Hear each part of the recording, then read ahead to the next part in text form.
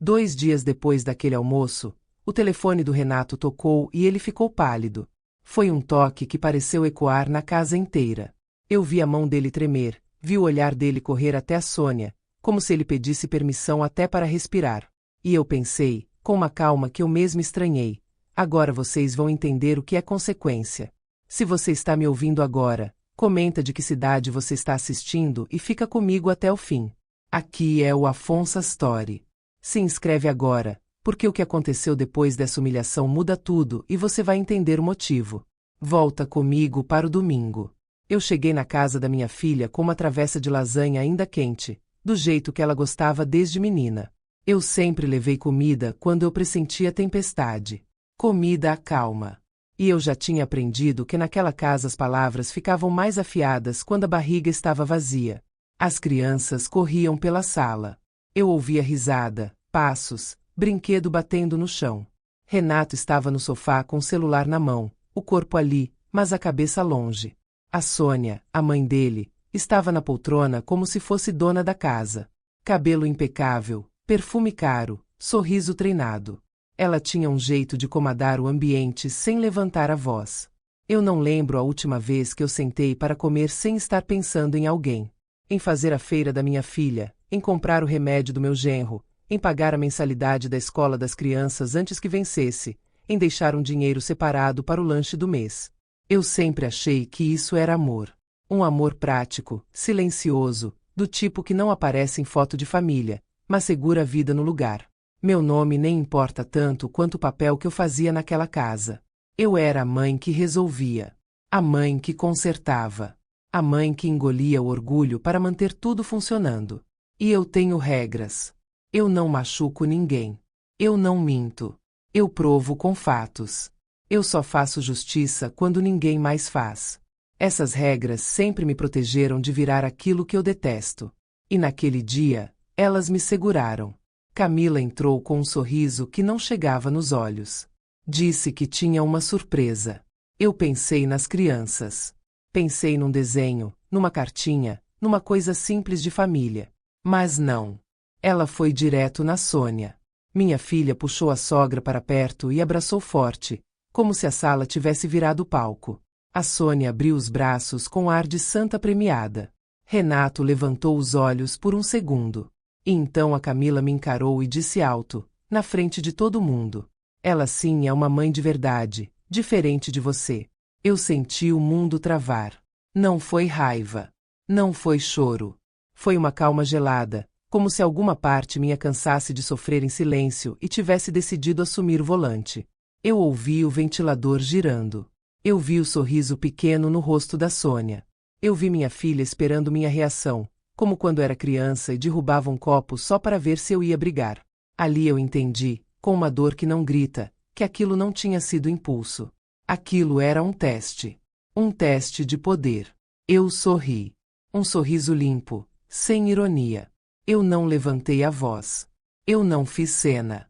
Que bom, filha. Então, a partir de hoje, é ela quem vai pagar a escola dos seus filhos. O sorriso delas desapareceu na hora. A Sônia soltou o abraço como se tivesse encostado em algo quente. Camila piscou, confusa, tentando entender se eu estava falando sério. Renato ficou pálido, porque ele sabia o valor da mensalidade. Ele sempre soube. O silêncio na sala foi ensurdecedor. A Sônia tentou recuperar o controle primeiro, porque ela sempre tinha a resposta pronta. Você está exagerando. Foi só uma frase. Você leva tudo para o lado pessoal. Eu continuei calma. Eu não estou levando para o lado pessoal. Eu estou levando para o lado real. Se você é a mãe de verdade, então você assume o que eu assumo. Camila soltou um riso nervoso, daqueles que a gente usa quando percebe que foi longe demais. Mãe, para com isso. Eu falei no calor do momento. Eu olhei para ela sem raiva, mas com firmeza. Calor do momento não paga boleto, filha. Renato finalmente falou, com aquele tom de quem tenta mandar sem parecer mandão. Mas você não pode fazer isso assim, de uma hora para outra. Eu quase ri. Quase. Porque na cabeça deles, o dinheiro era meu, mas a decisão era deles. Eu posso, sim. Eu só estava escolhendo não fazer. Eu me levantei devagar, peguei minha bolsa e fui até as crianças. Beijei meus netos na testa. Eles não tinham culpa de nada. Eu não ia transformar meu amor por eles em arma contra mim mesma. Quando eu cheguei na porta, a Camila me chamou com aquela voz de menina, a mesma voz que ela usava quando queria me dobrar pela culpa. Mãe, você não vai mesmo pagar? Eu me virei e respondi baixo, sem espetáculo. Eu vou pagar do meu jeito. Eu saí. E naquela noite eu não dormi. Não por culpa. Eu não dormi porque eu comecei a lembrar de coisas pequenas demais para serem coincidência. A pressa com que a Sônia perguntava das minhas contas. O jeito como ela puxava assuntos sobre herança e casa. O dia em que ela viu um comprovante na minha bolsa e disse, com voz doce, que escola particular era caro, mas que eu dava conta. E eu lembrei de um café que ela marcou comigo, só nós duas, semanas antes. Conversa mansa, elogio, preocupação com saúde, com idade, com planejamento. Até ela soltar a frase que na hora pareceu carinho, mas agora tinha outro gosto. Você é tão generosa com as crianças. Seria uma pena se um dia alguém impedisse você de ajudar. Eu fiquei sentada na cama, encarando o escuro, e senti um frio na espinha. Porque eu entendi que aquela humilhação não era o fim. Era o começo. E no dia seguinte, quando eu fui ao banco para confirmar uma suspeita, eu descobri uma coisa no meu nome que eu nunca tinha autorizado. E foi aí que eu percebi que eu estava dentro de um jogo que eu nem sabia que existia. Aquela noite parecia não acabar. Eu fiquei deitada, com os olhos abertos, olhando para o teto como se ele fosse me dar uma resposta. Mas resposta não cai do céu. Resposta a gente encontra quando para de fingir que não viu. Eu passei anos me orgulhando da minha força. Eu me achava firme porque não reclamava. Porque eu resolvia. Porque eu aguentava. Só que, naquela madrugada, eu entendi uma coisa que dói admitir. Eu não estava sendo forte. Eu estava sendo conveniente para eles. Eu levantei devagar para não acordar ninguém. Fiz um café fraco, sem açúcar, e sentei na mesa da cozinha com as mãos ao redor da caneca quente. As minhas mãos tremiam um pouco, não de medo, mas de um cansaço antigo que eu sempre escondi de mim mesma. Eu comecei a voltar no tempo. A primeira coisa que me veio na cabeça foi a lista. Sempre tinha uma lista. A lista do mercado que minha filha esqueceu de fazer. A lista de remédios que o Renato não teve tempo de comprar. A lista de material escolar que apareceu do nada na mochila das crianças. E no fim, a lista do que eu precisava pagar para o mundo deles continuar girando como se estivesse tudo bem. Só que eu nunca era chamada de mãe de verdade quando eu pagava.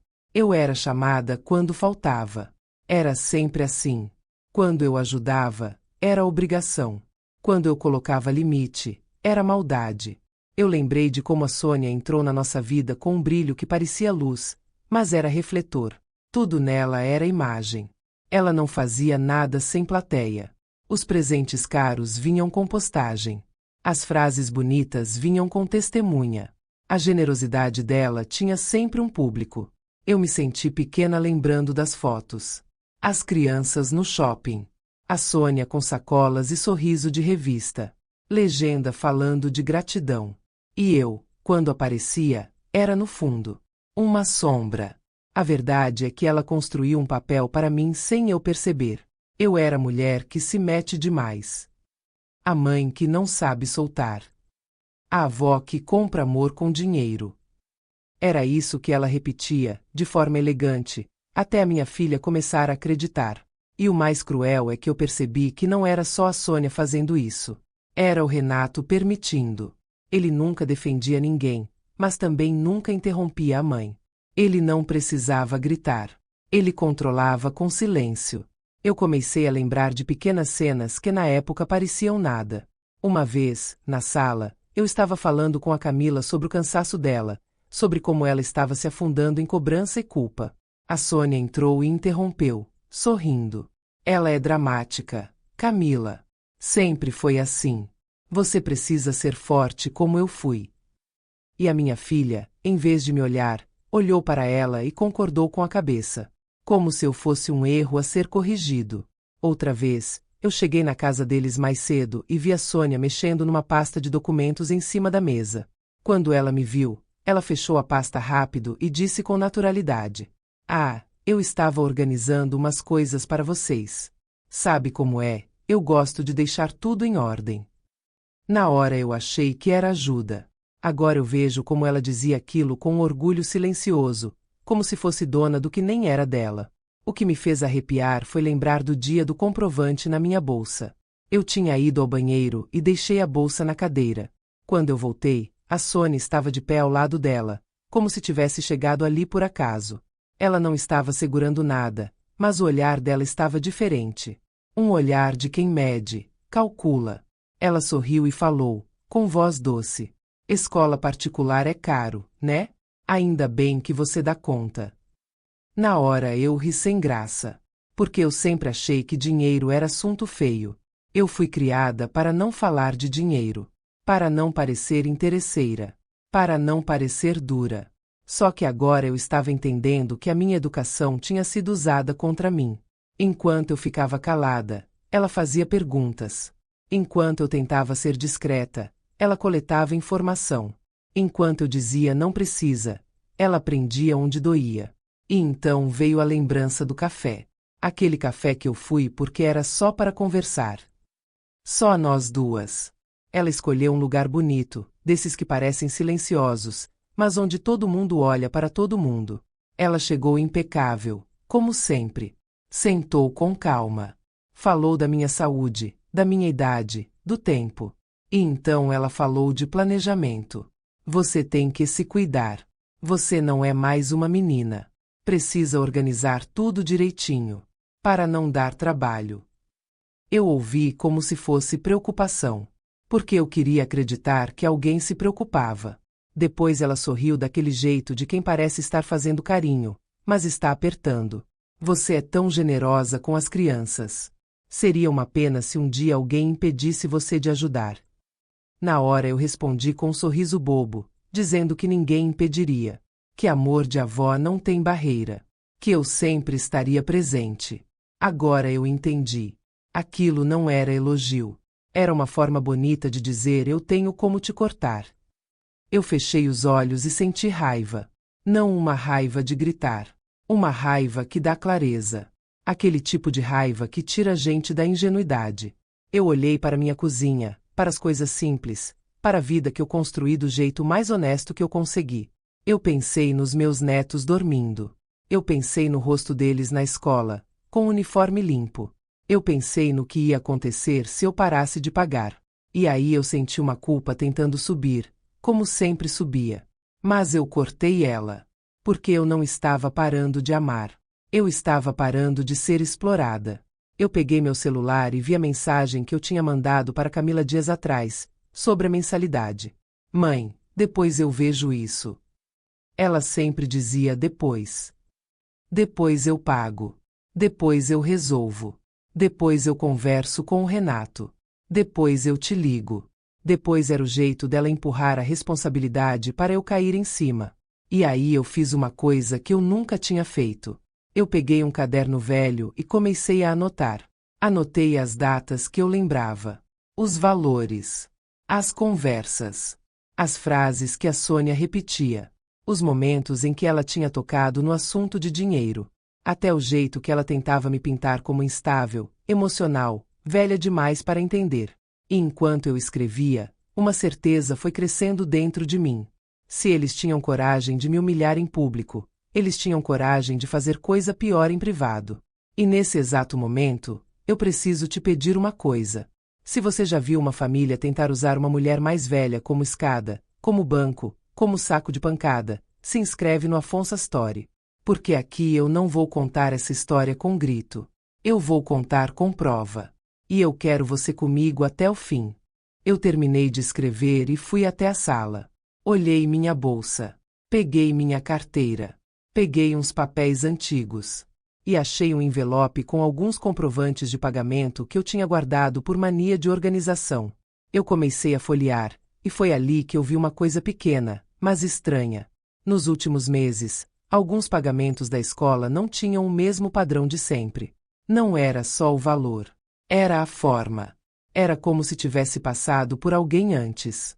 Como se a rota do dinheiro estivesse mudando. Eu senti o coração bater mais forte. E eu pensei naquela frase da Sônia no café. Seria uma pena se alguém impedisse você de ajudar. Eu não sabia ainda como, mas eu tive um pressentimento ruim.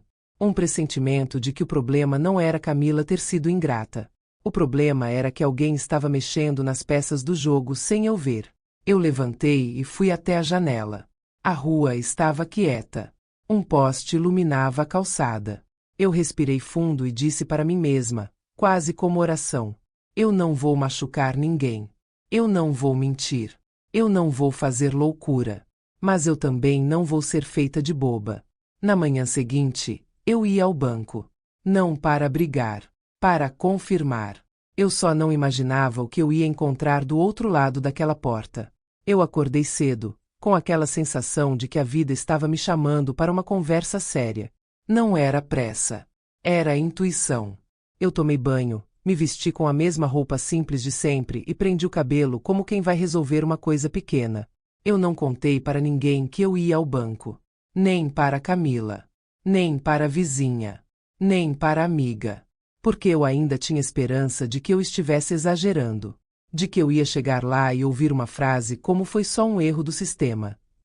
Quando a gente é boa demais, a gente sempre dá uma desculpa antes de aceitar a verdade. O banco estava frio. Luz branca. Pessoas esperando com cara de vida apertada. Eu peguei uma senha e sentei.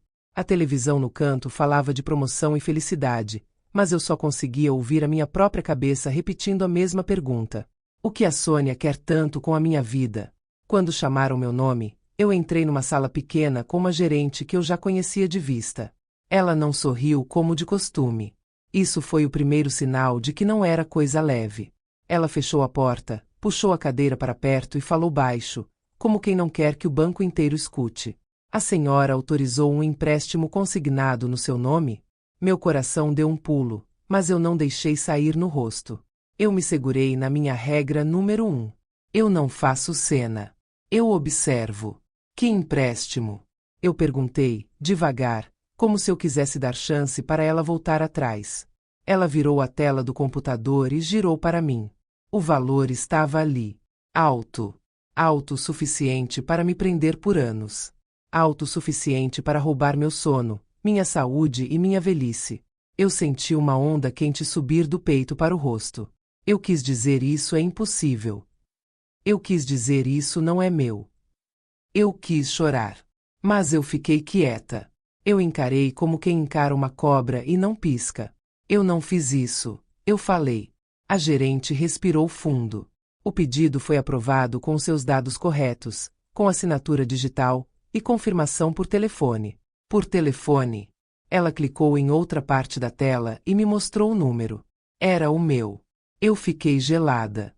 Não era só alguém mexendo no meu dinheiro. Era alguém usando a minha identidade.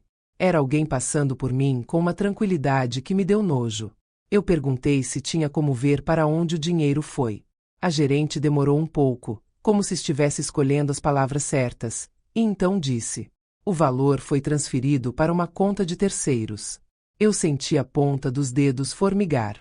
Terceiros é uma palavra feia quando entra na sua vida sem convite. Ela continuou. Essa conta recebe depósitos frequentes relacionados à escola das crianças. Eu engoli seco. Porque ali eu entendi que o banco já tinha ligado as pontas. E se o banco tinha ligado, significava que era óbvio. Só eu que não queria ver. A gerente virou a tela de novo e apontou para um nome. Eu reconheci na hora. Sônia. A minha vista escureceu por um segundo. Eu apertei a bolsa no colo e respirei fundo. Dentro de mim, alguma coisa que ainda era inocente morreu ali, sem barulho. Então era isso. Eu não estava apenas pagando escola. Eu estava sendo usada como garantia de um jogo.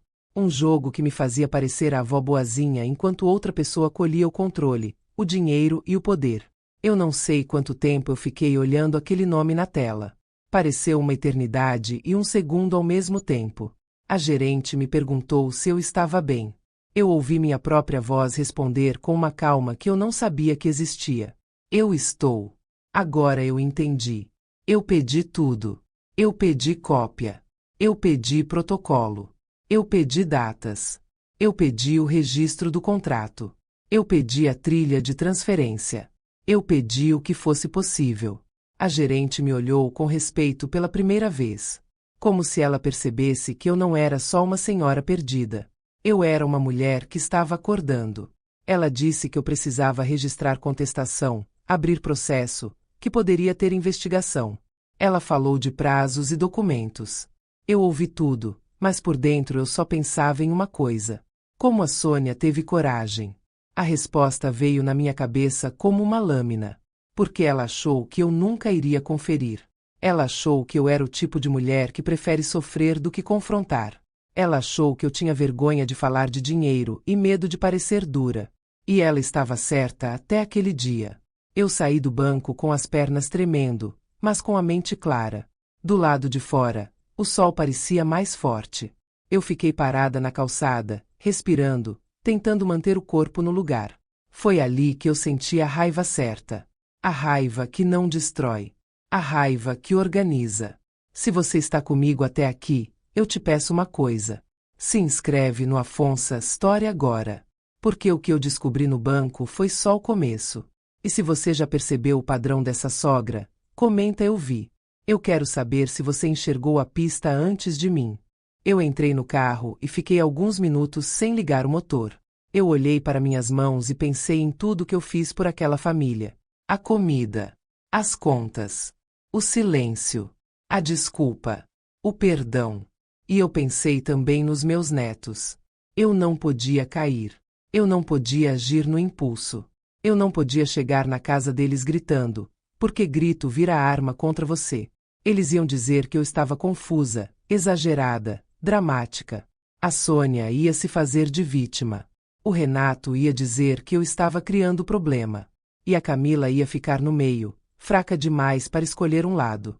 Eu precisava fazer do meu jeito. Eu voltei para casa e coloquei os papéis em cima da mesa. Eu peguei meu caderno e comecei a montar uma linha do tempo. Data do café com a Sônia. Data de pagamentos da escola. Mudanças no padrão. Qualquer conversa em que dinheiro apareceu. Qualquer dia em que ela tocou nos meus documentos. A cada anotação, eu sentia um peso sair do meu peito. Porque agora eu não estava só sentindo. Eu estava registrando. Eu lembrei de uma coisa que a Camila me pediu meses atrás. Mãe, você pode assinar aqui rapidinho? É só a burocracia da escola. Ela falou isso com tanta naturalidade que eu assinei sem ler direito. Porque eu confiei. Porque era minha filha. Porque eu sempre achei que família era lugar seguro. Agora eu entendi o tamanho do erro. Burocracia na boca errada vira armadilha. E eu tinha quase certeza de que aquilo era a chave. Eu liguei para Camila. Ela não atendeu. Eu mandei uma mensagem curta, sem acusar. Preciso falar com você hoje. Sozinha. Ela respondeu horas depois com um depois eu vejo. Depois. Sempre depois. Eu desliguei o celular e tomei uma decisão. Eu não ia implorar por atenção. Eu ia buscar ajuda de gente que lida com fatos, não com emoções. Eu peguei minha bolsa, enfiei os papéis dentro e fui atrás de um advogado. No caminho, eu senti um medo pequeno tentando nascer. Aquele medo de mexer com gente que tem pose, que tem influência, que sabe manipular. Mas aí eu lembrei da frase que minha filha disse na frente de todo mundo. Ela sim é uma mãe de verdade. Eu sorri sozinha no carro. Se ela quer uma mãe de verdade, então ela vai aprender o que uma mãe de verdade faz quando percebe que tentaram roubar o futuro dos netos. E quando eu cheguei na porta do escritório do advogado, eu ainda não sabia que, por trás daquele empréstimo, existia uma coisa pior. Uma coisa que eu só ia descobrir quando eu abrisse os documentos que eu assinei sem ler. Eu cheguei ao escritório do advogado com a sensação de que eu estava entrando em outra versão da minha vida. A versão em que eu parava de acreditar só em promessas e começava a confiar em papel e prova. O advogado, Dr. Henrique, tinha olhos atentos e voz calma. Ele me ofereceu água e pediu que eu contasse tudo do começo, mas sem pressa. Eu comecei pela humilhação no almoço. Pela frase da minha filha. Pelo sorriso sumindo quando eu falei da escola. Contei do banco. Do empréstimo. do meu telefone. E então coloquei os papéis em cima da mesa como quem coloca um peso que não quer mais carregar sozinha. Ele não fez cara de choque. Ele fez cara de quem já viu esse filme. Ele pediu para eu respirar e explicou, com palavras simples, que eu precisava de duas coisas antes de qualquer confronto: prova e controle. Prova do que fizeram. Controle do que ainda podia ser feito. Foi aí que ele me perguntou a frase que mudou o tom. A senhora assinou algum documento para a escola nos últimos meses? Eu senti a garganta apertar. Assinei. Sim. Minha filha pediu. Disse que era só burocracia. Ele não me julgou. Só estendeu a mão. Então vamos achar essa burocracia. Eu voltei para casa e reuni tudo com calma. Não era bagunça. Era busca. Eu abri gavetas, pastas antigas, envelopes guardados por mania. Achei comprovantes e aquela pasta com papéis da escola que eu não olhava desde o dia em que assinei. Eu coloquei tudo no chão, em ordem, como se fosse um quebra-cabeça. E aí eu vi. No meio de folhas comuns, tinha um documento que não parecia tão comum. Uma autorização com palavras grandes e forma bonita. Daquelas que parecem inofensivas, mas são perigosas. Falava de representação. Falava de permissão para tratar de assuntos financeiros. Falava de atualização de dados. Falava de movimentação. E tinha a minha assinatura. Eu senti o estômago virar. Eu lembrava da Camila me dizendo que era só para liberar informações da escola, para facilitar. Lembrava do jeito apressado dela, como se eu atrapalhasse se eu fizesse pergunta. Lembrava da Sônia no canto, com um sorriso quieto de quem já sabia que eu assinaria. Eu respirei e escrevi no meu caderno uma frase só. Eles contam com a minha pressa e com a minha vergonha. Eu voltei ao advogado com os papéis e ele foi marcando pontos com uma caneta, como quem desenha um mapa. Aqui está a porta que abriram. Aqui está a brecha. E aqui é onde a senhora fecha. Ele explicou que eu precisava contestar o empréstimo, registrar ocorrência e impedir qualquer nova movimentação com meu nome. Mas ele também disse algo que eu nunca esqueci. Não adianta fechar a porta se quem entrou ainda tem a chave. Eu pensei nos meus netos e senti um aperto. Eu não queria que eles sofressem por causa de adultos. Mas eu também não ia continuar sendo usada. E foi aí que eu tomei a decisão mais difícil e mais limpa ao mesmo tempo. Eu ia parar de pagar do jeito antigo e ia proteger as crianças do meu jeito. Eu tinha aquele fundo guardado há anos. Não era fortuna. Era medo transformado em cuidado. Um dinheiro reservado para emergências, feito de pequenos sacrifícios. Eu tinha colocado tudo no modelo em que o pagamento ia direto para despesas das crianças, sem passar por mãos alheias. Eu não contei para ninguém porque eu conhecia a fome de controle da Sônia. Se ela soubesse, ela viraria dona do plano antes de mim. O advogado concordou que isso era o caminho certo.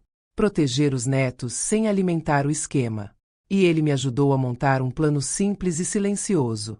Eu também precisava de uma coisa que a Sônia não sabia esconder: o orgulho.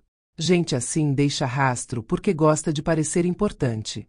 Ela fazia questão de assinar, de aparecer como a que resolve, de ser lembrada. Se ela tinha mexido no meu nome, em algum lugar ela tinha deixado o dedo. Um protocolo, um e-mail, uma conversa registrada. Eu só precisava puxar o fio certo. Antes de ligar para qualquer lugar, eu tirei fotos dos papéis, guardei cópias em 2 lugares e anotei as datas. Eu estava cansada de esquecer detalhes. Agora eu queria lembrar de tudo. Porque quem controla a memória controla a história. Eu ia revisar tudo que estava no meu nome e pedir tudo por escrito. Protocolos, e-mails, cópias. Depois eu ia bloquear autorizações amplas e refazer cadastros com limites claros. E eu só falaria com a Camila quando eu tivesse fatos suficientes para ela não escapar pela emoção. Eu saí dali com o coração pesado, mas com a cabeça no lugar. Se você já passou por uma situação em que te fizeram duvidar de si mesma só para te controlar, se inscreve no Afonso Story. Aqui a gente não ensina a virar dura. A gente ensina a virar livre. Naquela tarde, eu sentei com o celular e comecei a fazer ligações como quem puxa uma linha que vai revelar um novelo. No banco, eu abri a contestação formal. Pedi número de protocolo. Pedi cópia do contrato. Pedi o registro de confirmação por telefone. Na operadora, eu pedi relatório de chamadas e qualquer alteração recente no meu cadastro. E por último, eu liguei para a escola. Eu respirei fundo antes de falar com a atendente. Eu expliquei com educação que eu era responsável pelos pagamentos e precisava de um extrato detalhado dos últimos meses. Pedi também confirmação do titular que constava no sistema e quem tinha solicitado qualquer alteração. A atendente hesitou, como se estivesse escolhendo palavras. E então, sem querer, ela disse uma frase que fez minha nuca gelar. Ah, então foi a senhora que pediu para mudar o titular do pagamento para a senhora Sônia? Porque faz 3 meses que... Eu não deixei ela terminar. Eu não pedi. Houve um silêncio do outro lado. Um silêncio comprido demais. E naquele silêncio, eu entendi que o buraco era mais fundo do que eu estava pronta para admitir. Porque alguém tinha feito a mudança com tanta segurança que parecia normal. Eu pedi para ela me passar o protocolo da mudança e o nome de quem atendeu o pedido. Ela disse que precisava verificar e me retornaria. Eu agradeci, desliguei e fiquei olhando para a tela do celular como se ela fosse me responder sozinha. Foi quando uma notificação apareceu. Uma mensagem curta, de um número que eu não tinha salvo. E o que estava escrito ali não era pedido. Era aviso. A mensagem apareceu na tela do meu celular como se tivesse atravessado minha casa sem pedir licença. Número desconhecido. Sem foto. Sem nome. Só palavras. Não mexe nisso.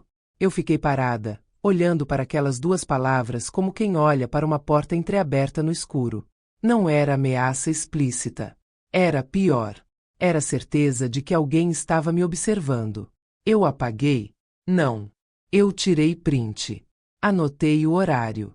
Salvei em 2 lugares. E respirei fundo. Eu não machuco ninguém. Eu não minto. Eu provo com fatos. Eu voltei para a cozinha, sentei e abri meu caderno. Eu comecei a escrever tudo, do jeito mais simples. Data. Hora. Quem ligou? Quem respondeu? O que foi dito? O que foi prometido? O que ficou estranho? Eu aprendi uma coisa na vida. Quem quer te derrubar conta com a sua confusão. Conta com o seu esquecimento. Conta com você dizendo, depois eu vejo. Eu não ia mais ser essa pessoa. Meu celular tocou de novo. Era a escola. A atendente falou com uma voz mais séria, como se alguém tivesse puxado ela para o lado e dito cuidado. Senhora, eu verifiquei aqui. Consta no sistema que a solicitação de mudança do titular foi feita por telefone. Foi confirmada com alguns dados pessoais e depois a escola recebeu um e-mail com uma autorização anexada. Eu senti o estômago afundar. E-mail de quem? Eu perguntei. Ela disse um endereço que não era meu. Um endereço que eu nunca vi. E aí ela disse a frase que me fez apertar a caneta tão forte que meus dedos doeram. Mas o nome no final do e-mail era da senhora Sônia. Ali estava. O rastro. A fraqueza dela era exatamente aquela. O orgulho. Ela não conseguia fazer algo grande sem deixar a assinatura emocional. Ela precisava sentir que tinha comandado. Eu pedi cópia do e-mail e de qualquer anexo. Pedi protocolo. Pedi data e horário. Pedi também que a escola me enviasse um extrato detalhado de todos os pagamentos e a forma como eles foram feitos. A atendente hesitou. Disse que precisava de autorização do setor financeiro. Eu não discuti. Eu só disse, com calma. Eu sou a pagante original e o nome está no meu histórico. Eu tenho direito de acesso. Se precisar, eu envio o documento e faço a solicitação formal por escrito agora. Ela ficou em silêncio por um segundo e então concordou. Pediu meu e-mail. Disse que enviaria ainda naquele dia. Eu desliguei e senti uma sensação estranha. Não era alívio. Era aquela sensação de quando você encontra a ponta de um fio e percebe que o novelo inteiro está preso. Pouco tempo depois, o banco me ligou. Eles tinham uma dúvida sobre a contestação. Perguntaram se eu reconhecia alguma assinatura digital ou algum dispositivo. Eu disse que não. Pedi relatório. Pedi registro de IP, de acesso, tudo o que eles pudessem fornecer. A atendente do banco respondeu como quem tenta ser simpática. A senhora tem alguém na família que mexe com essas coisas? Alguém que ajuda. Eu ouvi o ajuda como se fosse um veneno. Eu tenho gente demais que ajuda, eu pensei. Mas eu respondi só. Eu vou investigar. Eu desliguei e fiquei olhando para o relógio.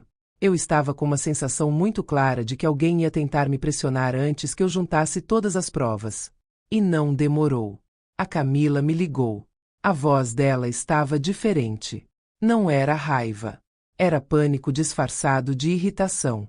Mãe, o que você está fazendo? A escola ligou. Estão falando de titular, de bloqueio, de extrato. Você está me expondo. Expondo quem? Eu perguntei, sem aumentar o tom.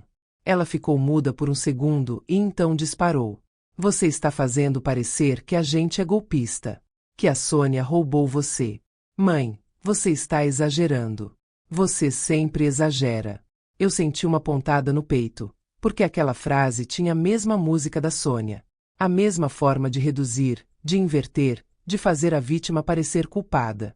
Eu respirei. Camila, eu fui ao banco. Tem um empréstimo no meu nome que eu não fiz. Silêncio. Eu continuei. E tem transferência para uma conta no nome da Sônia. Ela soltou um som curto, como se tivesse engolido ar. Depois veio a tentativa de fuga. Isso não faz sentido. Você deve ter entendido errado. A Sônia jamais faria isso. Ela só tenta ajudar. Eu ouvi com atenção. Não para acreditar. Para perceber a verdade escondida. Camila estava repetindo. Repetindo como alguém que já ouviu aquela versão muitas vezes. Eu falei devagar, para ela não escapar pelo emocional. Eu não estou te ligando para brigar. Eu estou te dizendo que eu vou proteger meus netos. E eu vou proteger a mim também. Eu não vou te deixar sem escola, mas eu não vou mais pagar nada do jeito que vocês querem. Mãe, você vai destruir minha família, ela disse, e a voz finalmente quebrou. A frase foi forte. Era chantagem ou desespero. Talvez os dois. Eu quase cedi, porque mãe sempre quer salvar. Mas eu lembrei da cena do almoço. Eu lembrei do abraço. Do olhar. Da frase. Eu falei com firmeza. Camila, quem está destruindo sua família não sou eu. Eu só parei de fingir. Ela começou a chorar e eu senti dó. Dó de verdade. Porque eu percebi que tinha algo ali que ela não queria enxergar. Medo. Dependência. Vergonha. Talvez até ameaça. Eu baixei a voz. Eu preciso te encontrar hoje. Sozinha. Sem Renato. Sem Sônia. Ela respondeu rápido demais. Não dá. Camila, dá, eu falei. E você sabe por quê? Do outro lado, silêncio. E então ela sussurrou uma frase que me fez gelar. Mãe, você não entende. Ela tem coisa contra a gente. Eu fechei os olhos. Quem é ela? Eu perguntei. Camila demorou um pouco e então disse, num fio de voz. A Sônia. Naquele instante, eu entendi que minha filha não estava no controle. Ela estava dentro de alguma coisa. Alguma coisa que começou como ajuda e virou amarra. Eu disse para ela. Então você vai me encontrar. Nem que seja por 10 minutos. Eu vou te buscar. Eu não vou deixar você sozinha nessa. Ela desligou sem responder. Eu fiquei ali, com o celular na mão, e a mensagem não mexe nisso brilhando na minha cabeça. Foi quando um novo e-mail chegou da escola. Eu abri com o coração acelerado. Tinha anexos. Tinha datas. Tinha um comprovante de solicitação. E no meio daquele material, uma coisa chamou minha atenção. O número de telefone usado para confirmar a mudança. Não era o meu. E quando eu vi aquele número, eu reconheci na hora. Era o número que eu já tinha visto na agenda da Camila, salvo com um apelido estranho. Eu encostei a cabeça na cadeira. Porque eu percebi que não era só a Sônia. Tinha alguém mais perto do que eu queria admitir. E eu ainda não sabia se a Camila era vítima, cúmplice, ou as duas coisas ao mesmo tempo. Eu fiquei sentada com o celular na mão, encarando aquele número como se ele tivesse me encarando de volta. Não era um número qualquer. Eu já tinha visto aquilo antes, na tela da Camila, salvo com um apelido que nunca fez sentido para mim.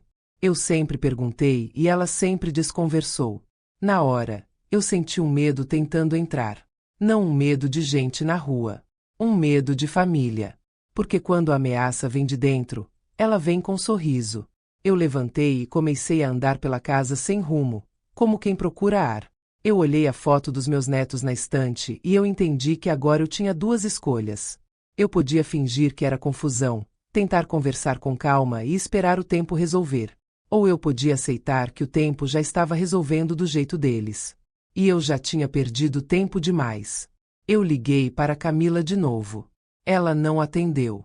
Eu não mandei texto longo. Texto longo vira discussão. Eu mandei uma frase só. Eu vou te buscar. 10 minutos. Hoje. Ela visualizou e não respondeu. Eu não sei explicar, mas naquele instante eu tive certeza de que alguém estava lendo junto com ela. Eu peguei a bolsa, meus documentos e saí. No caminho, eu me peguei olhando os retrovisores mais do que o normal. Eu queria me dizer que era paranoia, mas uma parte de mim estava atenta, daquele jeito que a gente fica quando percebe que não está sozinha. Eu parei perto de um lugar neutro, onde ninguém estranha duas mulheres conversando. Um estacionamento movimentado, ao lado de uma padaria e uma farmácia. Lugar com gente indo e vindo. Lugar onde ninguém faz pergunta. Eu mandei outra mensagem. Estou aqui. Vem pelo lado da farmácia. Demorou uns minutos e ela apareceu. A Camila veio com o rosto cansado, maquiagem mal feita, cabelo preso de qualquer jeito, como se tivesse corrido para existir antes de ser notada. Ela entrou no carro rápido e trancou a porta na mesma hora. Não olhou para mim no começo. Olhou para frente, para a rua, como se esperasse alguém. Eu vi aquele gesto e meu peito apertou. Eu falei baixo. Filha, olha para mim. Ela virou devagar. Os olhos estavam vermelhos, não de choro recente, mas de noites ruins. E aí eu entendi uma coisa que me cortou. Não era só culpa. Era medo. Eu segurei a mão dela. Eu não estou aqui para te acusar. Eu estou aqui para te tirar disso. Mas você precisa me contar. Quem está mandando em você? Ela mordeu o lábio e balançou a cabeça, como quem quer negar e ao mesmo tempo quer parar de carregar o peso. Mãe, você não entende, ela disse, quase sussurrando. Ela tem tudo. Quem é ela? Eu perguntei, mesmo sabendo. A Sônia. O nome saiu da boca dela como se queimasse. Eu respirei fundo para não perder a firmeza. Camila, tem um empréstimo no meu nome. Tem transferência para a conta dela. E agora apareceu um número que eu reconheci no seu celular. Você precisa me dizer a verdade. Eu não vou te julgar. Eu só preciso saber onde eu estou pisando. Ela fechou os olhos por um segundo e soltou o ar como se finalmente desistisse de fingir. Ela começou ajudando. Mãe. No começo era presente. Depois era favor. Depois era dívida. Ela pagava uma coisa aqui, outra ali, e dizia que era porque amava os netos. Mas quando eu falava que ia resolver sozinha, ela dizia que eu era ingrata. Aí ela começou a falar que você me fazia depender, que você me manipulava com dinheiro. Eu senti o sangue ferver, mas fiquei quieta. Eu queria fatos. Eu perguntei. E o Renato? A Camila apertou a bolsa no colo. Ele nunca compra briga com ela. Ele diz que é melhor evitar estresse. Só que mãe, ele sabe de muita coisa. Ele só finge que não vê. Ele deixa ela fazer e depois diz que foi para ajudar. Eu fechei os olhos por um instante. Aquele era o tipo de covardia que destrói uma casa sem derrubar parede. Eu falei com cuidado. E esse número no seu celular? Ela engoliu seco. É o número de um homem que ela trouxe para resolver coisas digitais. Ela disse que era amigo do banco. Amigo. Ela mandava ele falar comigo às vezes, para confirmar dados, para atualizar cadastro. Eu achava estranho, mas ela sempre fazia parecer normal. E quando eu desconfiava, ela virava conversa. Dizia que eu estava estressada, que eu estava precisando de terapia, que eu estava se tornando igual a você. Eu senti uma dor que não dava para explicar. Ver uma filha repetindo palavras que não são dela é como ver alguém usar a voz dela para te bater. Eu perguntei. Camila, você assinou alguma coisa? Você pediu alguma mudança na escola? Ela começou a chorar. Um choro preso, feio, de quem segura muito tempo. Ela me fez ligar para a escola uma vez. Ela ficou do lado, ouvindo. Disse o que eu tinha que falar. Eu falei. Eu nem lembro tudo, mãe. Eu só queria acabar com as discussões em casa. Eu só queria paz. Eu apertei a mão dela. Paz comprada com medo não é paz, filha. Ela enxugou o rosto rápido e falou baixinho. E tem mais. Eu senti meu coração endurecer. Fala. Ela olhou para fora do carro e a voz saiu quase quebrada. Ela disse que se você parasse de pagar, ela ia te pintar como instável. Disse que ia dizer que você estava tentando separar minha família. Disse que você estava confusa, que não estava bem. E disse que, se fosse preciso, ela fazia o Renato pedir às crianças, contra mim. Só para te afastar. Eu fiquei sem ar por um segundo. Não por mim. Pelas crianças.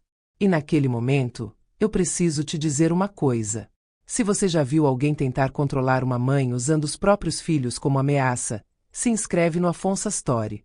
Aqui a gente fala de justiça com calma e com prova.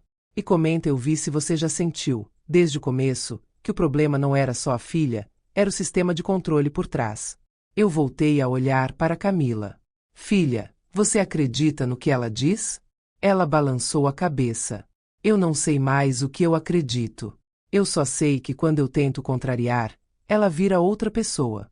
Ela começa a falar de advogado, de documento, de gente que ela conhece.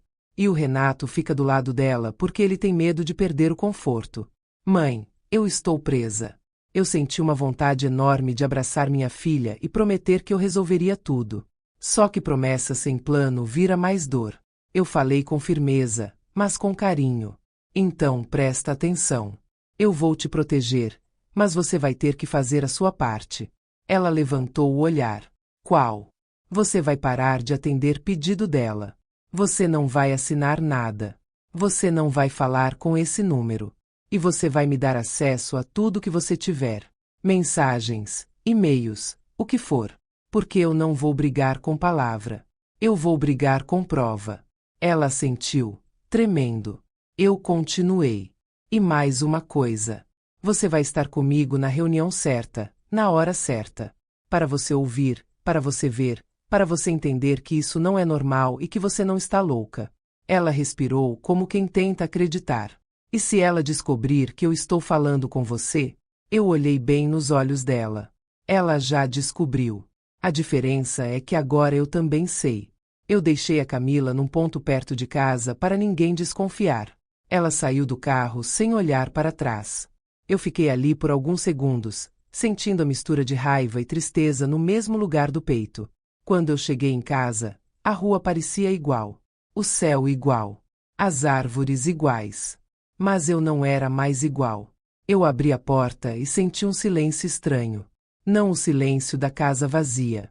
Um silêncio com recado. Eu caminhei até a sala e vi um envelope no chão, bem na entrada, como se alguém tivesse empurrado por baixo da porta.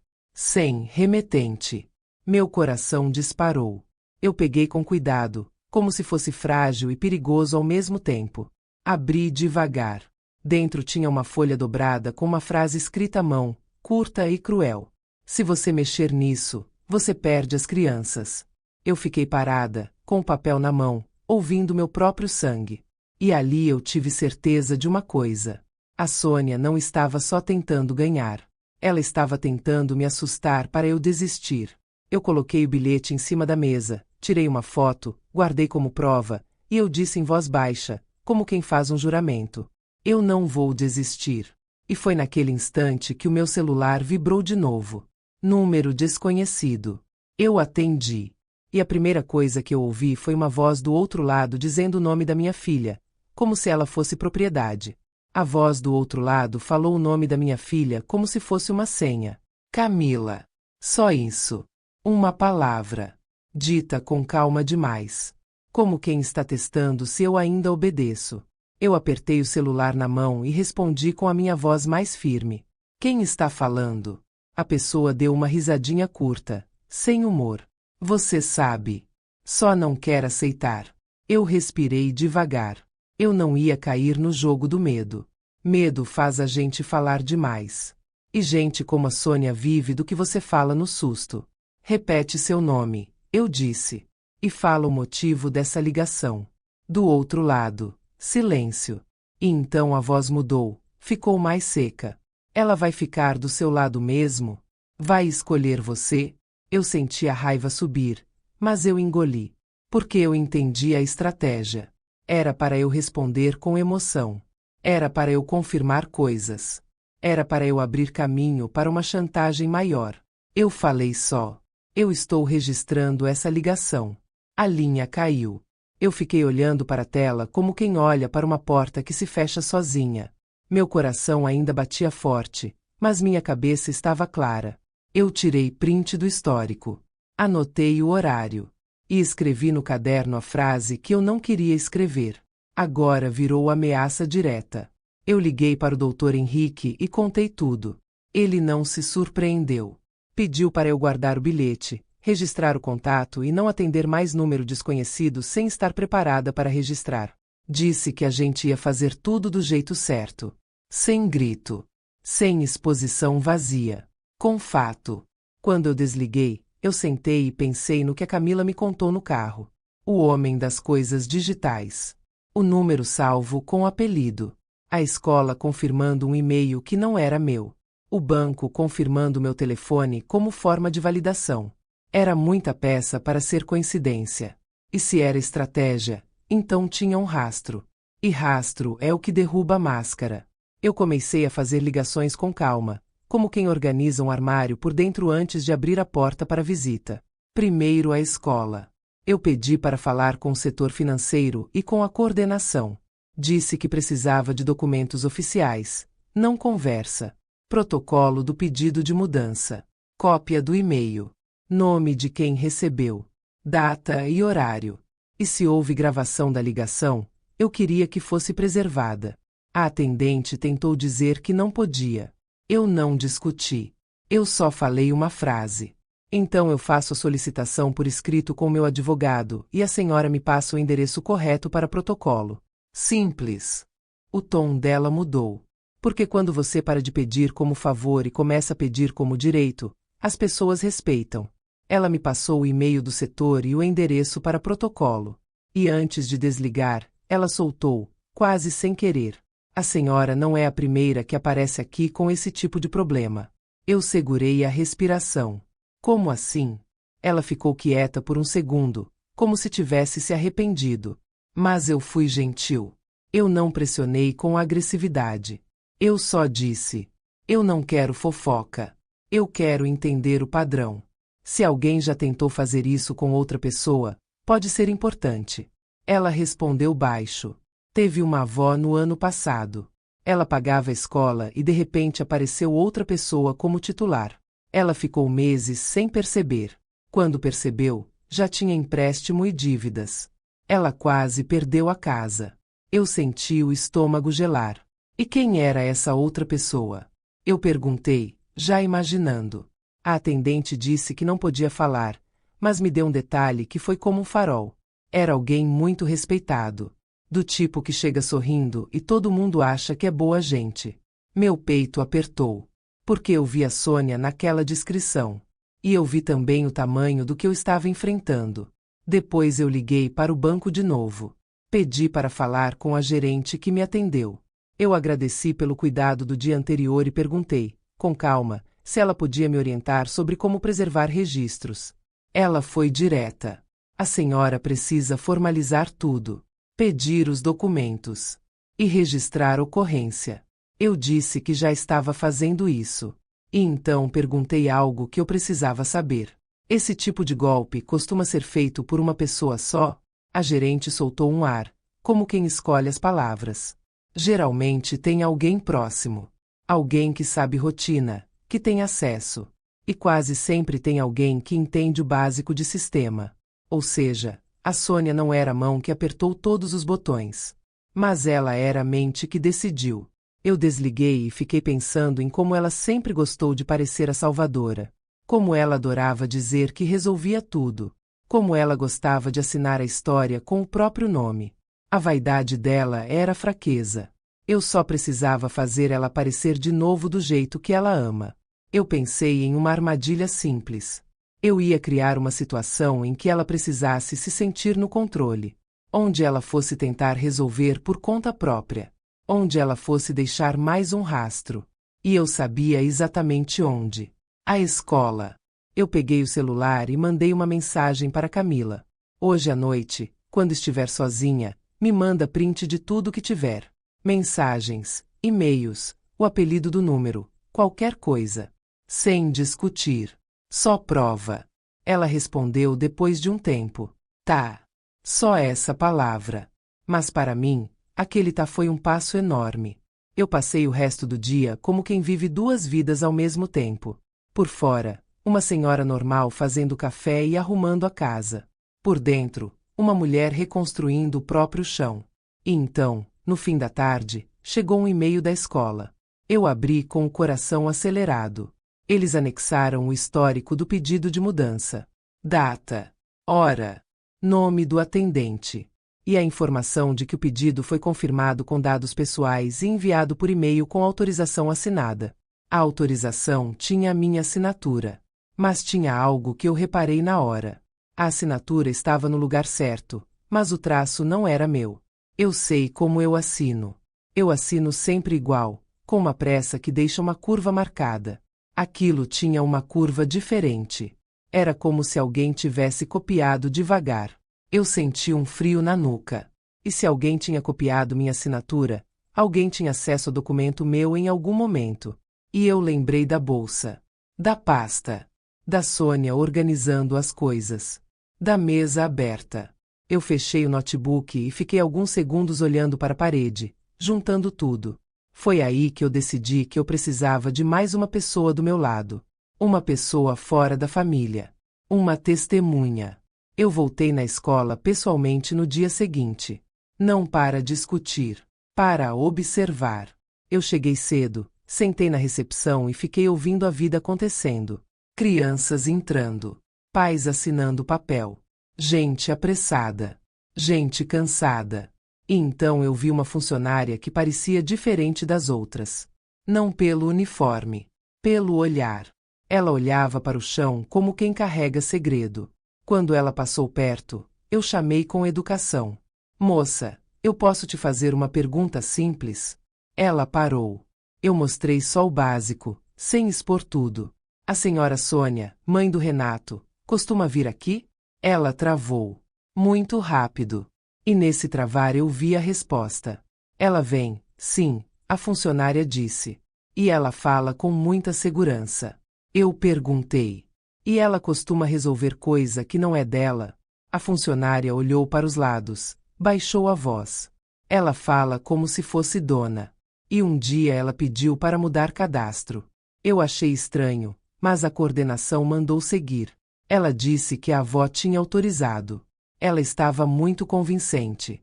Eu senti um aperto, mas também um alívio. Porque agora eu não era a única que enxergava. Eu pedi para ela me dizer uma coisa só. Quem estava junto com ela nesse dia?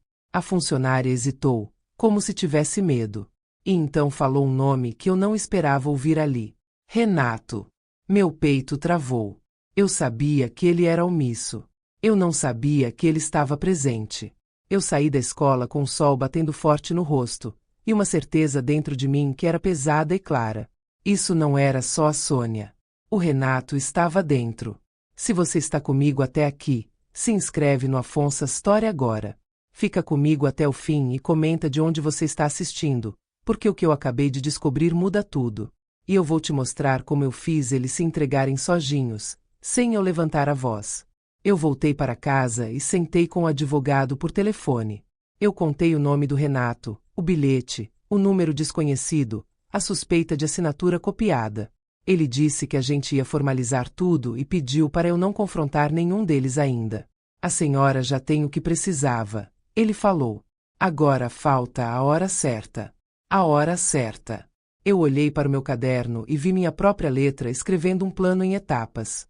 Notar, testar, coletar, montar, deixar escolher. Consequência. Eu mandei uma última mensagem para Camila. Curta, direta. Hoje à noite eu preciso de um print específico. O contato do número. O apelido. E qualquer conversa com a sua sogra sobre escola ou banco. Ela respondeu com um áudio de 5 segundos, a voz tremida. Mãe, ela está desconfiando. Eu fechei os olhos. Desconfiando de quê? Eu perguntei. Ela digitou. De você. E no mesmo instante, meu celular vibrou com outra mensagem de número desconhecido. Só que essa não vinha para me assustar. Vinha para me provocar. Você acha que tem prova, mas não tem nada. E logo abaixo, uma foto anexada. Uma foto de alguém segurando um envelope na porta da minha casa. Eu fiquei olhando para aquela foto como se ela tivesse um som. Era alguém na minha porta, segurando um envelope, tirando a imagem de propósito, para eu entender a mensagem por trás. Eu sei onde você mora. Eu sei como te alcançar. Eu não tenho vergonha. Minha garganta secou, mas eu não chorei. Eu não gritei. Eu senti aquela calma gelada voltar, a mesma do almoço, a mesma do banco. A calma de quem percebe que o medo virou método, e método deixa prova. Eu tirei print. Salvei. Anotei o horário. E fiz uma coisa que eu nunca achei que faria. Eu fui até a janela e olhei para fora. A rua estava igual. O poste. A calçada. A esquina. Só que, naquele instante, eu entendi que alguém tinha transformado minha rotina em palco. E eu precisava parar de agir como se eu estivesse sozinha nessa história. Eu respirei fundo e fui até a casa da Dona Marta, a vizinha da frente. Ela não é amiga íntima. É aquela vizinha que observa tudo sem parecer curiosa, e que sabe quem entra e quem sai de cada casa. Eu bati palmas no portão e ela abriu com o avental amarrado. Tudo bem, minha filha? Eu não expliquei tudo. Eu só disse a verdade que importava. Dona Marta, a senhora tem câmera na sua porta? Ela levantou a sobrancelha. Tenho. Sim. Por quê? Eu mostrei a foto no celular. Recebi isso agora. E eu preciso saber se essa pessoa apareceu na minha porta hoje. Ela olhou, ficou séria na hora e abriu o portão. Entra aqui. A gente foi até a sala dela. Ela abriu um aplicativo no celular com uma facilidade que me surpreendeu. Passou os dedos, achou a gravação do horário e me entregou a tela. E lá estava. O mesmo corpo da foto. O mesmo movimento. A mesma postura de quem não tem medo de ser visto. Só que agora era vídeo. Ele parou na minha porta, encostou o envelope, tirou a foto e ficou um segundo olhando para os lados. E nesse segundo, ele levantou o rosto. Eu senti o coração dar um salto. Não era a Sônia. Era um homem que eu já tinha visto antes. Eu não lembrava de onde, mas eu lembrava do olhar. Um olhar rápido, esperto, como quem mede tudo ao redor. E então ele virou. Caminhou até um carro estacionado 2 quarteirões abaixo. A câmera pegou o carro também. Não a placa toda, mas uma parte suficiente para identificar o padrão. Dona Marta me olhou. Você mexeu com gente ruim, né? Eu segurei a mão dela com gratidão. Eu mexi com gente que acha que pode tudo. Mas eu vou fazer do jeito certo. Eu pedi para ela me mandar o vídeo. Ela mandou. E antes que eu saísse, ela falou baixo, com a sinceridade de quem já viu muita coisa. Se precisar de testemunha, eu falo. Eu vi esse homem aqui outras vezes. Ele não é daqui. Eu saí da casa dela com o celular quente na mão, e com uma sensação estranha de força.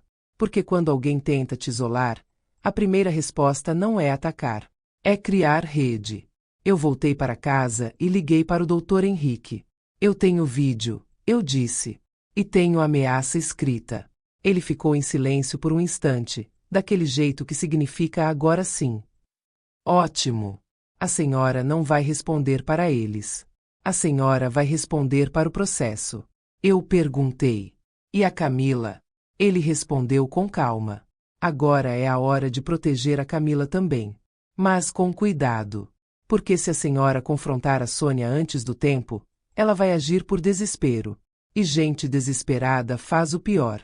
Eu desliguei e fiquei olhando o bilhete na mesa, a mensagem no celular, o vídeo no meu aparelho, os papéis do banco e o e-mail da escola. De repente, tudo que parecia caos começou a virar linha do tempo. E a linha do tempo começou a apontar para uma coisa que eu não queria aceitar. A Sônia não estava só tentando me tirar dinheiro. Ela estava tentando me tirar do caminho. Tirar a avó que pagava. Tirar a avó que protegia. Tirar a avó que podia abrir a boca. Eu lembrei da frase dela no café.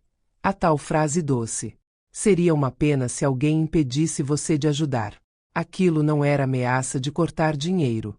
Era ameaça de cortar presença. Foi aí que eu entendi qual seria o próximo passo dela. Ela ia tentar me pintar como instável. Ela ia tentar dizer que eu estava inventando. Ela ia tentar me fazer parecer confusa para que ninguém acreditasse nas minhas provas. E para isso, ela precisava de um palco maior. A escola. Eu já tinha sentido isso no jeito como a atendente falou, no jeito como a coordenação mandou seguir, no respeito automático que a Sônia gerava. Então eu decidi usar o palco contra ela. Eu mandei uma mensagem para Camila. Hoje à noite, quando Renato dormir, pega o celular dele por 2 minutos. Só 2. E procura mensagens com a sua mãe sobre escola, banco ou minha assinatura. Se encontrar, print e manda para mim. Se não encontrar, para na hora. Sem risco. Ela demorou para responder. E quando respondeu, foi com uma frase que me doeu. Mãe, eu estou com medo. Eu segurei o choro. Eu não podia desabar, não agora. Eu respondi simples. Eu também estou. Mas eu estou acordada. E isso muda tudo. Pouco depois, meu celular vibrou. Era ela. Ela mandou 3 prints. No primeiro, era uma conversa da Sônia com o Renato. A Sônia dizendo que já estava resolvido, que a escola estava alinhada, que só precisava manter a velha calma. Velha. Eu li aquilo e senti uma coisa queimando no peito. Não era tristeza. Era indignação. No segundo print, tinha o número do homem das coisas digitais.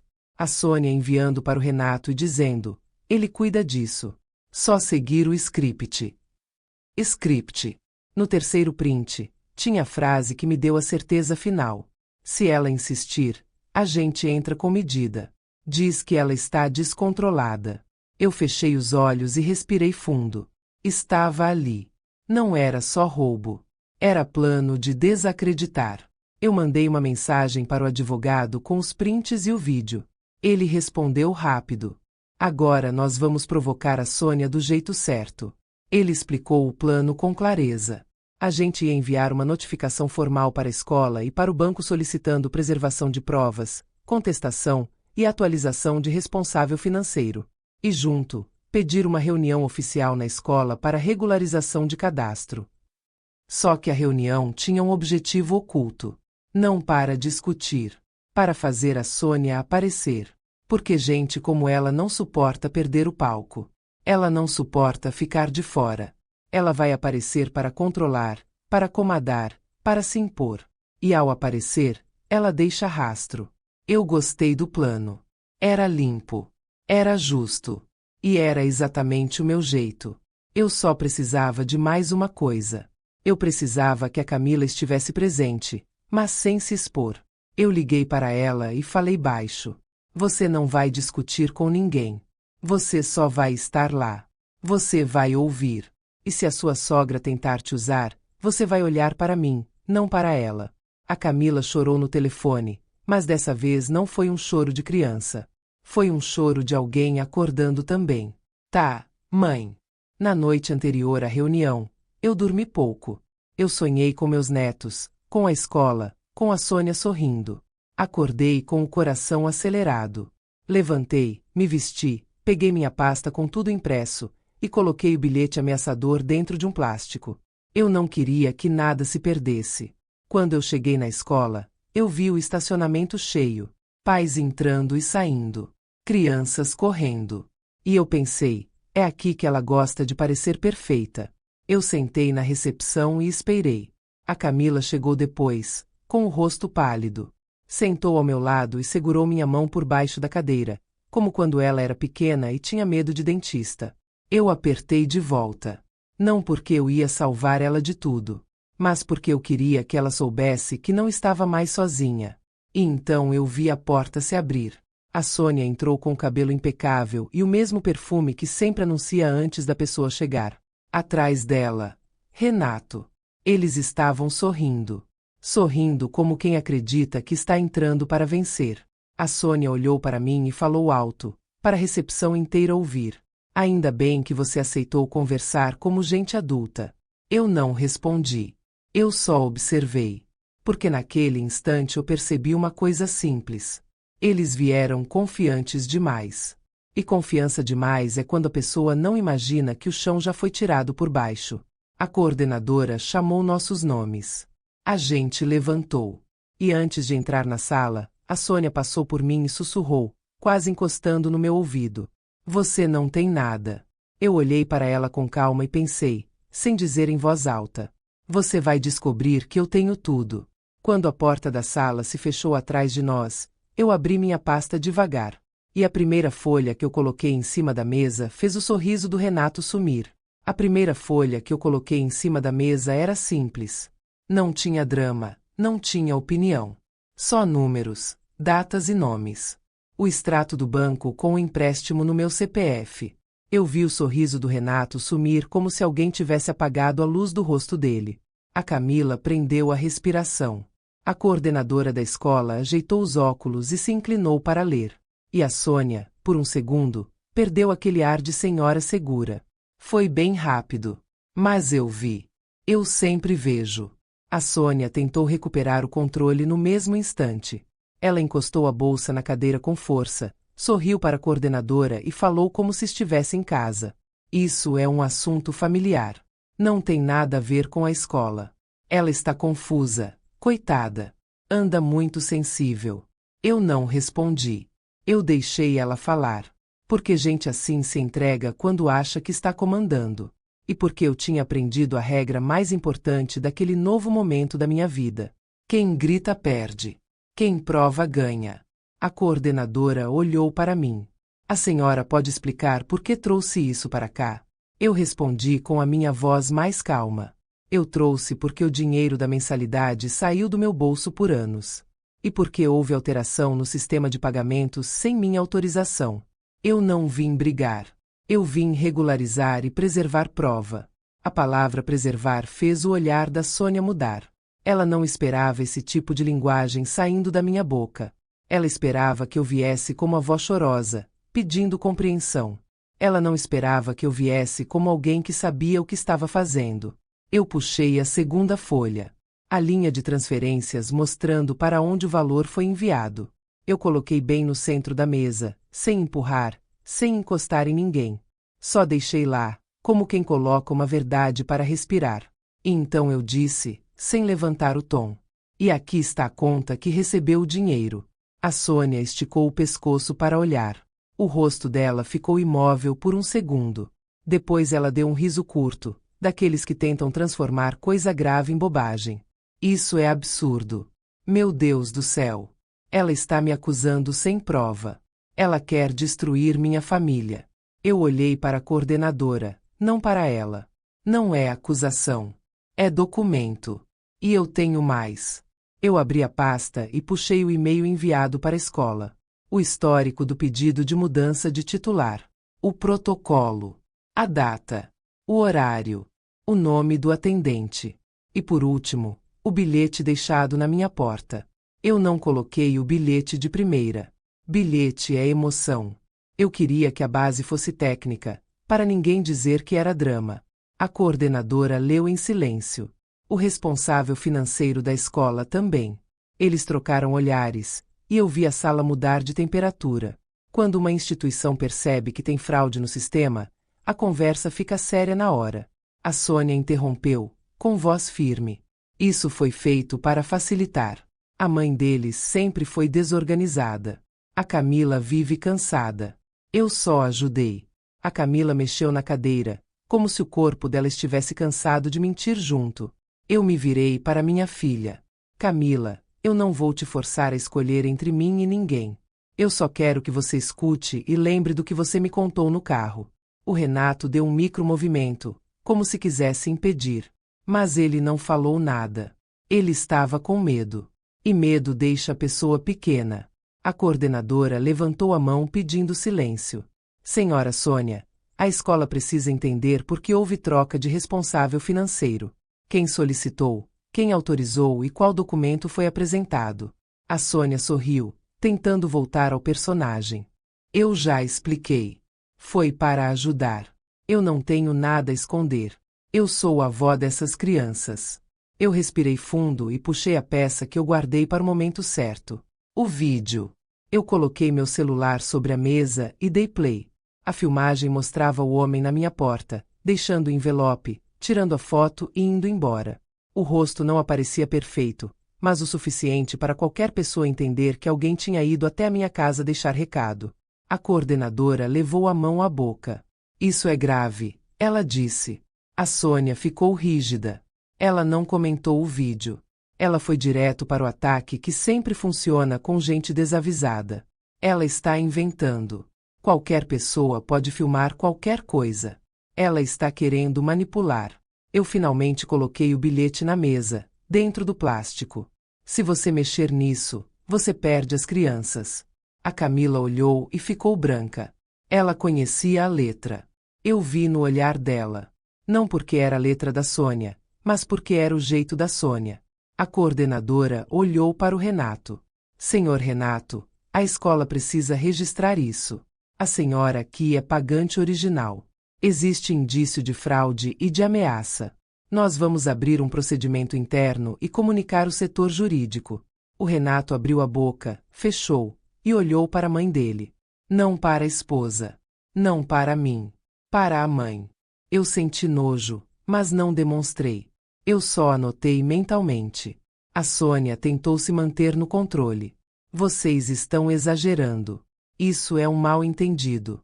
Eu tenho contatos. Eu posso resolver isso rápido. Eu olhei para ela com uma calma que parecia insulto. É justamente por isso que eu trouxe tudo por escrito. Para ninguém resolver no grito ou no contato. Só no processo. O silêncio que veio depois foi pesado. Aquelas pessoas da escola estavam decidindo o que fazer. E eu sabia que a Sônia estava fazendo outra conta, uma conta interna. Ela estava calculando o estrago. Foi aí que o telefone do Renato tocou. O som da ligação encheu a sala como se fosse sirene. Ele olhou a tela e travou. A mão dele tremeu. Ele ficou pálido na hora. Eu reconheci aquela cena. Era a cena que eu mostrei no começo. Ele atendeu com a voz baixa. Alô. E eu ouvi só uma parte, porque ele tentou virar o corpo, mas a voz do outro lado vazou. Contestação. Fraude. Bloqueio.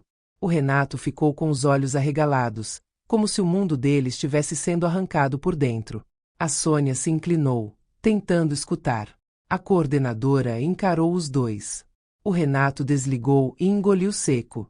Era o banco, ele disse, tentando parecer normal. Querem bloquear umas coisas.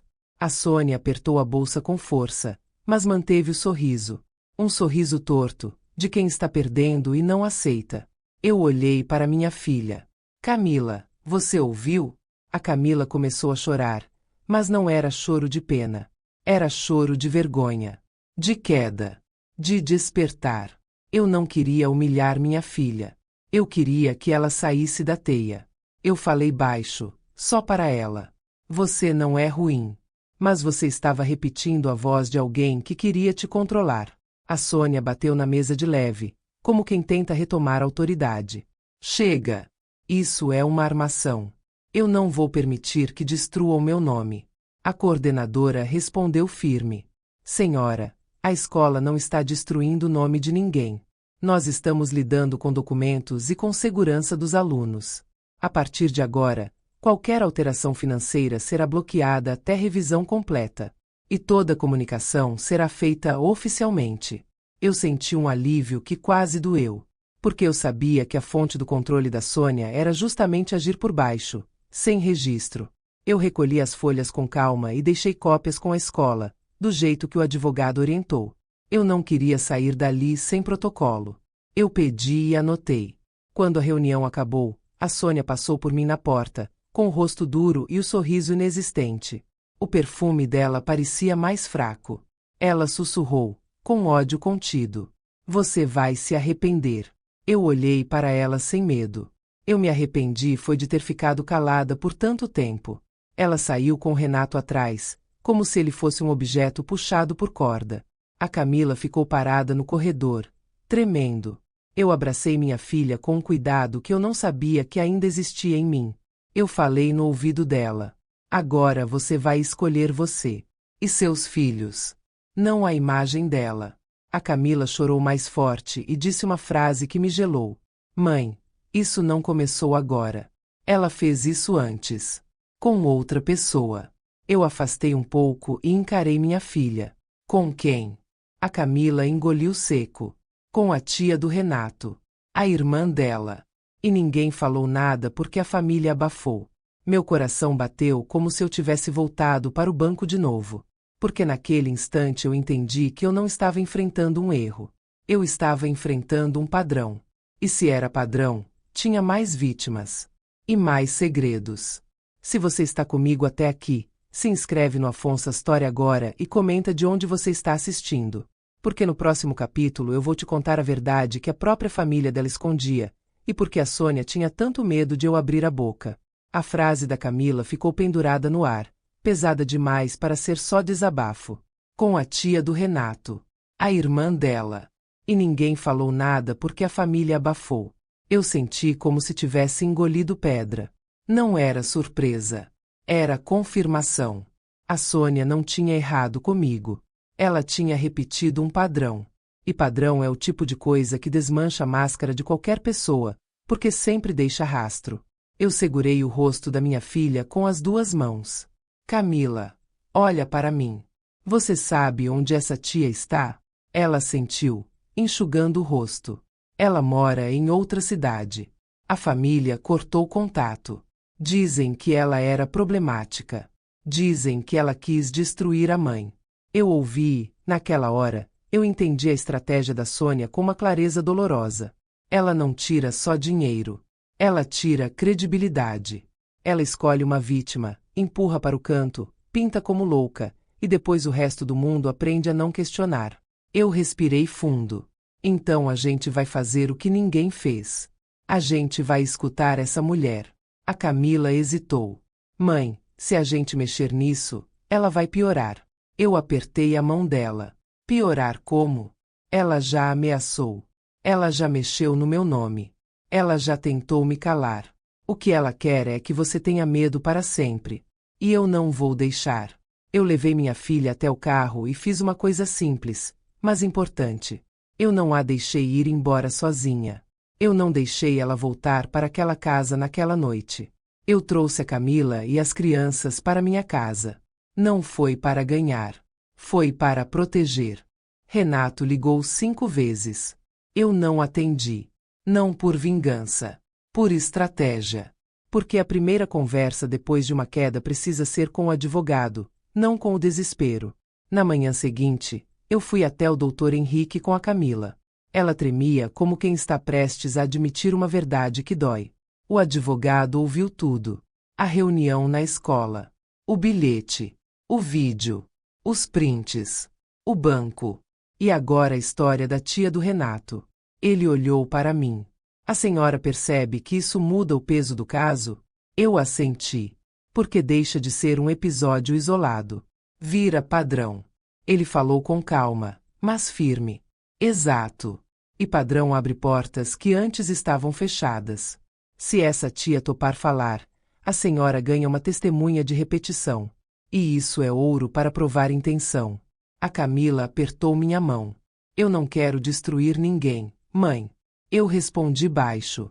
Nem eu. Eu só quero parar de ser destruída. O Dr. Henrique orientou a gente a fazer 3 movimentos no mesmo dia, sem anúncio, sem espetáculo. Registrar ocorrência formal com tudo anexado, prints, bilhete, vídeo, extratos, e-mail da escola. Protocolar pedido oficial de preservação de provas no banco e na escola, com números de protocolo e prazos. Entrar com medidas para impedir contato e ameaças, e formalizar que qualquer tratativa deveria ser feita por advogado. Eu fiz exatamente isso. Quando eu saí da delegacia com o protocolo na mão, eu não senti alegria. Eu senti alívio. Porque eu sabia que, a partir dali, A história não dependia mais do que a Sônia dizia. Dependia do que estava documentado. Depois, eu liguei para a tia do Renato. Eu esperei a Camila estar ao meu lado, porque eu não queria que ela se sentisse traindo alguém. Eu queria que ela se sentisse se libertando. Quando a tia atendeu, a voz dela era desconfiada.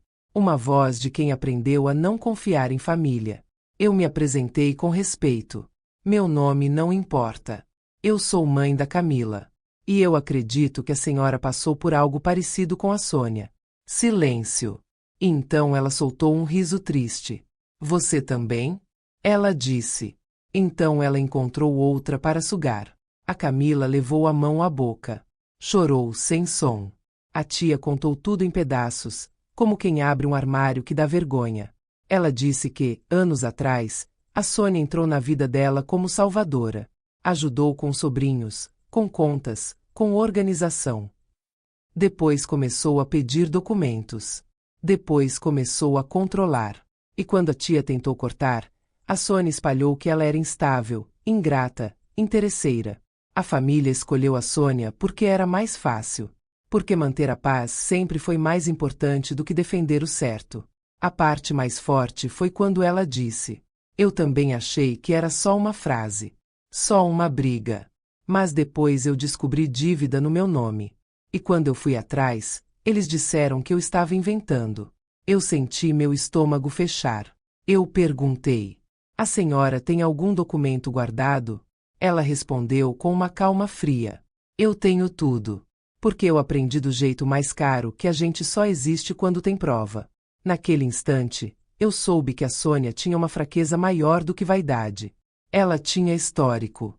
E histórico é o tipo de coisa que assusta quem vive de aparência. Com a autorização da tia, o advogado pediu que ela enviasse documentos e uma declaração escrita. Ela topou. Não por mim. Pelas crianças. Ela disse que não queria que meus netos crescessem achando que chantagem é amor. E aí as coisas começaram a acontecer rápido, não porque alguém teve pena de mim, mas porque prova puxa consequência. O banco abriu investigação. Algumas movimentações foram bloqueadas. O setor do banco me ligou para confirmar dados, agora com cuidado real. A escola me enviou comunicado oficial confirmando que a Sônia estava impedida de fazer qualquer solicitação financeira ou de cadastro. Tudo deveria passar por mim, com documento, com protocolo, com assinatura reconhecida. E a coordenadora me disse algo que eu guardei no peito. A senhora fez certo em vir com calma. Isso poderia ter virado uma tragédia familiar. Eu respondi com a verdade. Já era uma tragédia. Só não tinha testemunha. Renato apareceu na minha porta no fim daquela semana. Ele veio sozinho.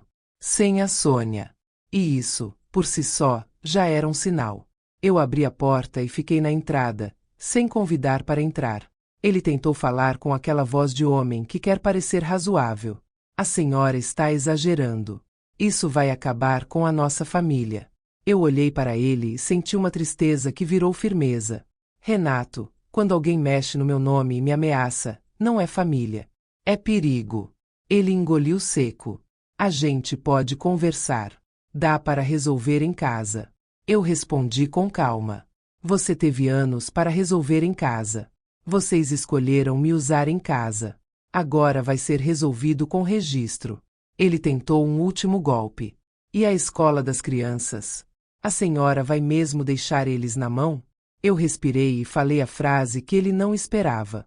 Eu não deixei meus netos na mão nenhum dia. Eu só tirei a mão do bolso de quem me roubou. Eu mostrei para ele o comprovante do fundo que eu tinha organizado para pagar despesas direto para as crianças. Sem passar por ninguém. Eu falei que a mensalidade seria paga do meu jeito, com controle, com transparência. E que, se a Camila quisesse recomeçar, ela teria apoio, mas com limites. Renato ficou sem resposta. Porque ele percebeu que o dinheiro não era o centro. O centro era o controle. E o controle tinha acabado. Dias depois, a Sônia tentou me atingir onde ela sempre tentou. Na reputação. Ela mandou mensagem no grupo da família dizendo que eu estava perseguindo ela, que eu estava confusa, que eu estava tentando separar a Camila do marido, que eu era ingrata, que eu queria destruir uma avó amorosa. Eu não respondi com raiva. Eu respondi com prova. Eu mandei uma mensagem curta no grupo, com anexos, sem insulto. Extrato do banco. Protocolo. E-mail da escola. Foto do bilhete. Vídeo. E eu escrevi uma frase só. Eu não discuto. Eu documento. O grupo ficou mudo por horas. E naquele silêncio, eu senti algo que eu nunca senti naquela família. Respeito. Não carinho falso. Respeito. A Sônia saiu do grupo. E foi a primeira vez que a ausência dela trouxe paz. A Camila passou semanas reerguendo a própria vida. Chorou. Pediu perdão. Teve raiva de si mesma. Teve vergonha. Mas também teve coragem. Ela começou a enxergar que a humilhação daquele almoço não foi um acidente. Foi o início de um controle que ela deixou crescer porque estava cansada e com medo. Eu não passei a mão na cabeça dela. Eu também não quebrei ela. Eu disse a verdade com amor. Você errou. Mas você acordou. E acordar é o primeiro ato de liberdade. No fim, eu não ganhei porque fui maldosa. Eu ganhei porque eu parei de aceitar. Eu continuei sendo avó. Continuei amando meus netos. Só que agora eu amava sem ser usada. Eu ajudava sem ser explorada. Eu dava sem ser sugada. E foi aí que eu entendi a lição que eu queria ter aprendido antes. Quem te humilha em público quer te controlar em privado. Se você corta o combustível, a máscara cai. E quando a máscara cai, a verdade não precisa de grito. Ela só precisa de prova. Agora eu quero te perguntar uma coisa, de coração. Você acha que eu fui longe demais ou fui justa? O que você teria feito no meu lugar? E qual foi o primeiro sinal de manipulação que você percebeu nessa história? Se você percebeu a pista escondida antes de mim, comenta eu vi. E se você já foi silenciada por alguém que dizia te amar, aqui é o seu lugar. Isso é a Afonso Story. Se inscreve para não andar sozinha nessa luta. Aqui a justiça não é barulho. É clareza.